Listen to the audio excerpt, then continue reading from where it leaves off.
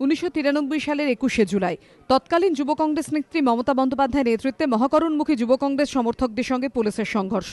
রণক্ষেত্র কলকাতা। পুলিশের গুলিতে মৃত্যু 13 জনের। ঘটনার তদন্তে গঠিত বিচার বিভাগীয় কমিশনের কাছে আগেই সাক্ষ্য দিয়েছেন তদানীন্তন পুলিশ কমিশনার তুষার তালুকদার। গুলি চালানোর নির্দেশ কে দিয়েছিলেন তা তিনি মনে করতে পারেননি। মঙ্গলবার সাক্ষ্য দিলেন তৎকালীন ডিসি সাউথ নওয়াল কিশোর সিংহ। ঘটনার দিন মেয়র রোডে দায়িত্বে ছিলেন তিনি।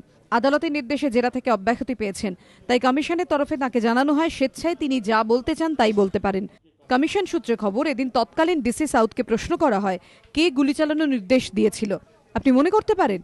নওয়াল কিশোর সিংহ বলেন, এ ব্যাপারে তৎকালীন পুলিশ কমিশনারকে রিপোর্ট দিয়েছিলেন।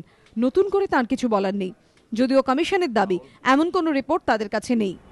তদানীন্তন ডিসি সাউথ বর্তমানে ভিজিলেন্স কমিশনার কমিশনেতে সাক্ষ্য দিতে হাজির হয়েছিলেন। তিনি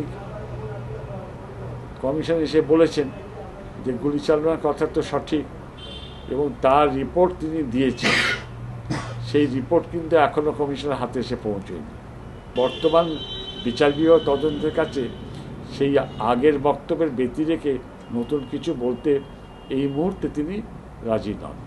কমিশনের পরের প্রশ্ন ছিল, তৎকালীন পুলিশ কমিশনার বলেছেন সেই সময় মেয়র রোডের ডিসি ছাড়াও একজন পর্যবেক্ষক অফিসার ছিলেন। তার নাম কি মনে করতে পারছেন? নওয়াল কিশোর সিংহ বলেন, মনে করতে পারছেন না।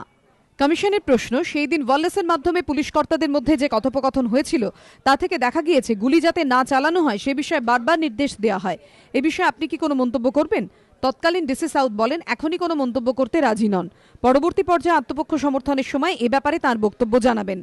গুলি চালনার ঘটনার তদন্তে মোট 250 জনের সাক্ষ্য নেবে কমিশন। ইতিমধ্যেই 50 জনের সাক্ষ্য নেওয়া হয়েছে।